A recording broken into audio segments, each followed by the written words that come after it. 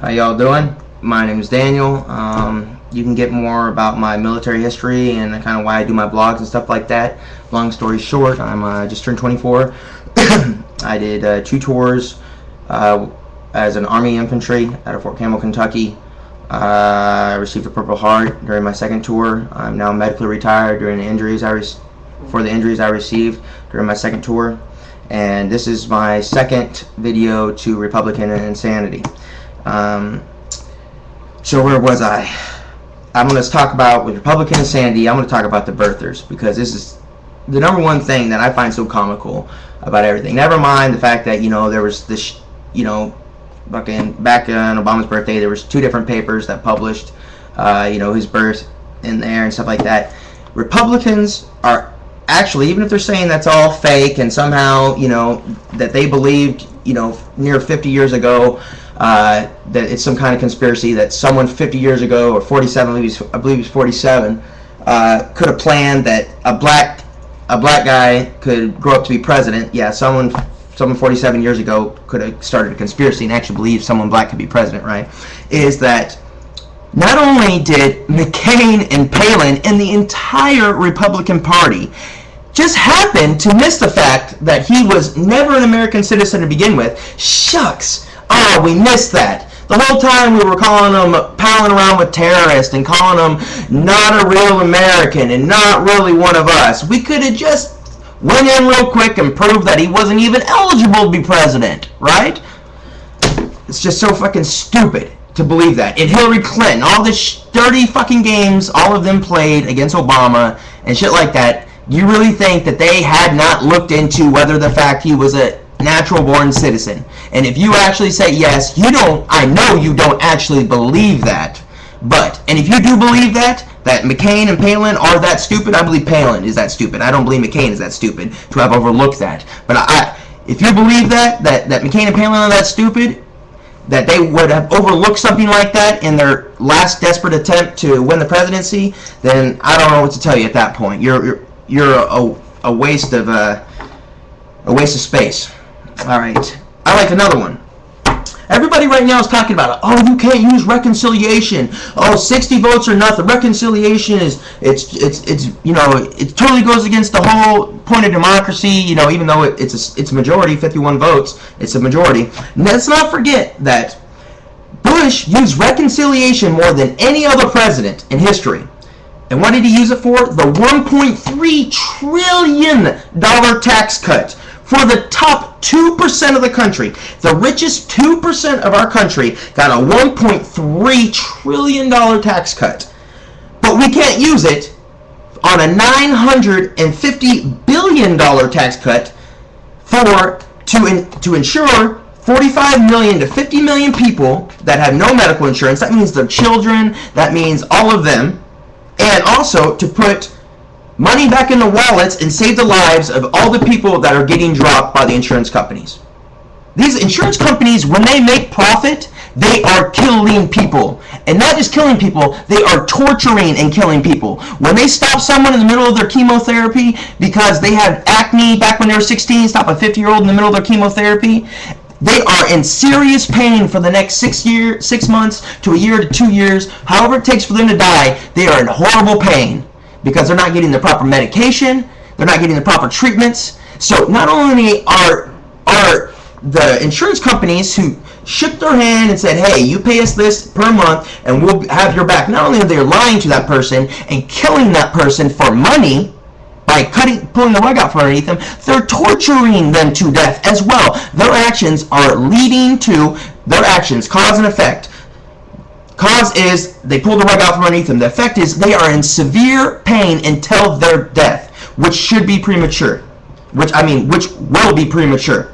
So, and what's ignorant is that these fucking redneck white people, the same fucking people that voted for Bush because they said, oh, he's a Christian and he looks like a fucker that I might want to drink a beer with, those same ignorant people are the same people that are showing up to these town hall meetings and making it absolutely impossible for anyone to have a constructive conversation. Why do you go to a town hall meeting about anything to do with medical, anything, something to do with Medicaid, Medicare, or the medical insurance with fucking Bibles and guns? and holding up a Bible. What does that have to do with anything? You are loony. If you want to talk about Bible, that's fine. But the forum is not. This is the closest we come to healthcare reform in 4 or 5 decades. And you're out there, at least 15 to 20% of these nuts are out there hollering about Christian stuff. And I'm not saying because a Christian it makes them a nut. I'm saying the reason it makes them nut is because they're holding up signs talking about the end is near, Obama's the Antichrist, and they got a 9mm strapped to their fucking waist. That's why they're nuts. So, Republicans, okay, here we go. Republicans are a day late and $1 short about Obama wanting to take away their rights. You don't remember Bush putting in the free speech areas? Go online and type in free speech zones. You will see posted up. It'll say free speech zones, signs in New York, all over the fucking country. Where if there is a free speech zone that is fucking, if it's regulated towards that area, if that you can have free speech that area, that means that there is somewhere where you can't have free speech. If there is an area by law that you can speak freely in that area, it's designated, it's zoned for that, that means there's somewhere where you can't. So, and this is also blatant in your face. This all happened under Bush. You don't remember in New York when they rounded up in the middle of an anti-war protest? Rounded up more than 2,000 people, their adolescent children, and everybody, put them in an abandoned bus depot with chemicals and shit, left them there for 3 days? For 3 fucking days without trial, arraignment, or anything? When they brought those people out, man, they had people in there with like 11 to 12-year kids they had to carry with rashes going down their entire body. That abandoned bus depot had been holding 50-gallon drums of chemicals, cleaning supplies that had been there for years. They just cordoned them off, stuffed them in there, left them in there for 3 days with barely any food or fucking water, and then ended up releasing them with no charges. This fucking just did that. That isn't, are you crazy, man? Fucking, they had little kids coming out with rashes. People had fucking all kinds of fucking problems breathing and shit after that. Never mind, when I talked about my first one, they went door to door in Washington, D.C. under Bush.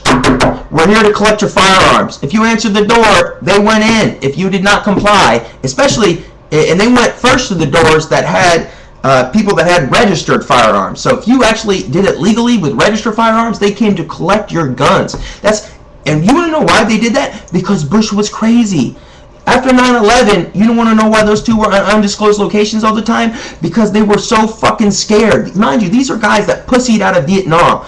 Dick Cheney had 5 deferments. Bush went and fucking had his daddy pull strings to get him in the fucking Texas Air National Guard in front 2 weeks before he was eligible for the draft. He got pushed in front of more than 900 people who had the qualifications to get in the Texas Air National Guard. You had to be on active duty for at least 3 years with flight time for those 3 years in order to get to the Texas Air National Guard.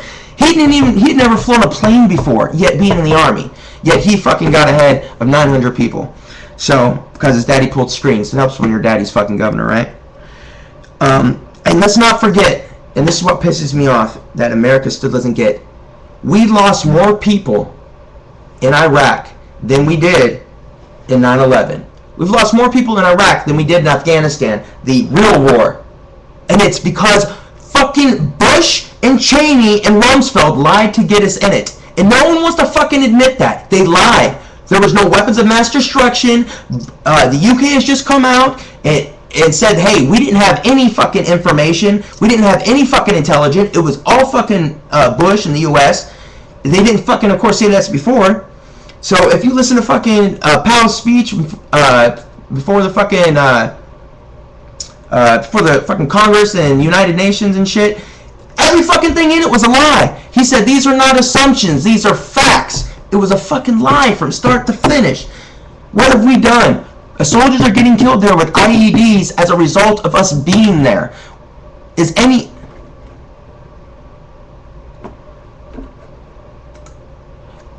of that worth it?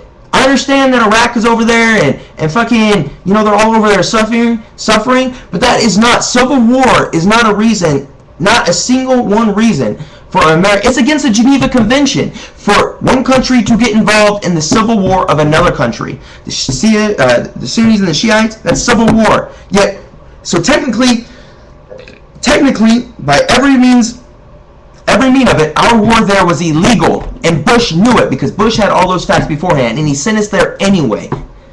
Sent me there.